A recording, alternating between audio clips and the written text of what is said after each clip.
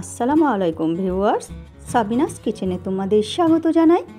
এই রকমভাবে যদি অরহর ডাল দিয়ে চিচিঙ্গের রেসিপি ভাতের পাতে থাকে তাহলে আর কিছুই লাগবে না, দুপুরের খাবারটা একেবারে জমেই যাবে। আশা করছি তোমাদের খুবই ভালো লাগবে। Yes.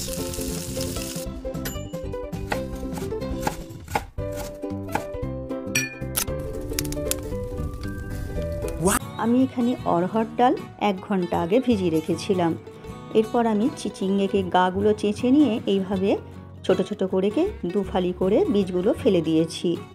এরপর আমি অল্প অল্প করে অরহর ডালগুলো অল্প করে করে পানি দিয়ে আমি পেস্ট করে নেব।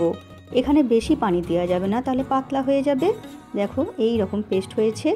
এরপর 1/2 চামচ আদা রসুন বাটা, পরিমাণ মতো লবণ, 1/2 চামচ হলুদ গুঁড়ো, 1/2 চামচ লঙ্কা গুঁড়ো, 1 চামচ ভাজা ধনে গুঁড়ো, 1 চামচ ভাজা জিরে গুঁড়ো, সব কিছু দিয়ে আমি ডালের পেস্টটা মাখিয়ে নিচ্ছি। মাখানো হয়ে গেলে এরপর ওর মধ্যে একটা ডিম ভেঙে দিয়ে দিলাম, দিয়ে আবার আমি মাখিয়ে নিচ্ছি। মাখানো হয়ে গেলে এরপর ওই যে চিচিঙে আমি কেটে রেখেছিলাম, প্রত্যেকটা চিচিঙেতে আমি এবারে পুরগুলো ভরে দেব। দেখো এইভাবে আমি ডাল দিয়ে চিচিঙের ভেতরের পুরটা ভরে দিচ্ছি। এইভাবে তোমরা সমস্ত ডাল দিয়ে চিচিঙের পুরটা ভরে নেবে। দেখো আমার রেসিপিটি তোমাদের এই পর্যন্ত পছন্দ হলে একটা লাইক করে দিও। পরবর্তী রেসিপি কী পেতে চাও সেটাও কমেন্ট করে জানিও। এরপর চুলোতে আমি একটি মাটির কড়াই বসিয়েছি, তোমাদের মতো তোমরা যে কোনো কড়াই নিতে পারো।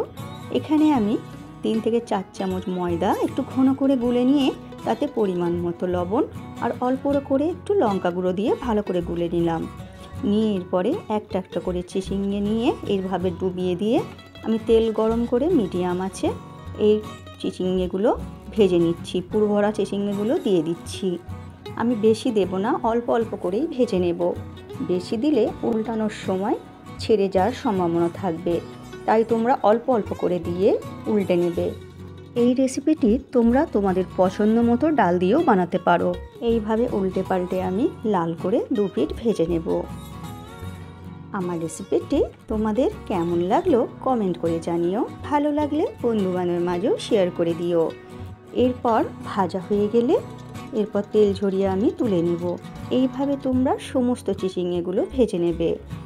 এরপর আমি কয়েকটা কাঠবাদাম দিয়ে দিচ্ছি আর 2 চামচের মতো চালমগজ দিয়ে দিচ্ছি।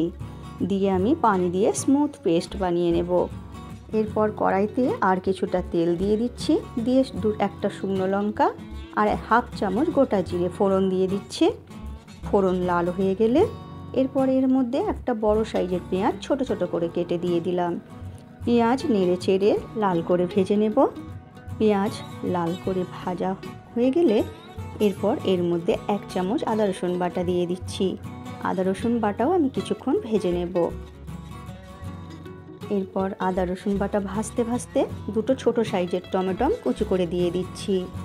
এবারে এর মধ্যে আমি পরিমাণ মতো লবণ দিয়ে দিচ্ছি। 1/2 চামচ লঙ্কা গুঁড়ো, 1/2 চামচ হলুদ গুঁড়ো, 1 চামচ ভাজা ধনে গুঁড়ো, 1 চামচ ভাজা জিরে গুঁড়ো। এরপর আমি অল্প অল্প করে পানি দিয়ে মশলা কিছুক্ষণ কষিয়ে নেব। মশলা ভালো করে কষিয়ে নেব।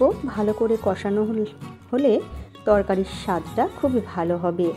এরপর মশলা কষানো হয়ে গেলে বাদাম ও চালমগজের পেস্টটাও দিয়ে দিচ্ছি। দিয়ে এবার নেড়ে দিয়ে ওর মধ্যে 1 চামচ মিট মশলা গুঁড়ো দিয়ে দিলাম। দিয়ে মশলা আমি আবার কিছুক্ষণ কষিয়ে নেব। এইভাবে তোমরা যদি চিচিঙ্গে পুর ভরে রান্না করো এত দারুণ হয় যে ভাতের সাথে আর কিছুই লাগবে না। যারা পছন্দ করে না তারাও পছন্দ করবে। এরপর মশলা কষানো হয়ে গেলে পানি দিয়ে দিচ্ছি। দিয়ে এরপরে 2টো কাঁচা লঙ্কা ফালি করে দিয়ে দিলাম। এরপর চিচিঙ্গের পুরগুলো ভাজাগুলো দিয়ে দিচ্ছি। দিয়ে এরপরে এখানে আমি 1/2 চামচ চিনি দিয়েছি, সেটা ভিডিও স্কিপ হয়ে গেছে। তোমরা অবশ্যই দিও, খেতে ভালো লাগবে। এরপর ঢেকে 10 মিনিট ফুটিয়ে নেব। 10 মিনিট ফুটিয়ে নিয়ে এই রকম ঝোল ঝোল থাকা অবস্থায় নামিয়ে নেব, কারণ এটা ঠান্ডা হওয়ার পর ঝোল টেনে নেবে, তাই তোমরা এই রকম অবস্থাতেই নামিয়ে নেবে। এরপর তোমরা পরিবেশন করো ভাত, রুটি, পরোটা, পোলাওয়ের সাথে। আমার রেসিপিটি ফেসবুক থেকে দেখলে ফলো করে দিও, ইউটিউব থেকে দেখলে সাবস্ক্রাইব করে পাশে থেকো। আমার রেসিপিটি শেষ পর্যন্ত দেখার জন্য তোমাদের অনেক অনেক ধন্যবাদ রইল।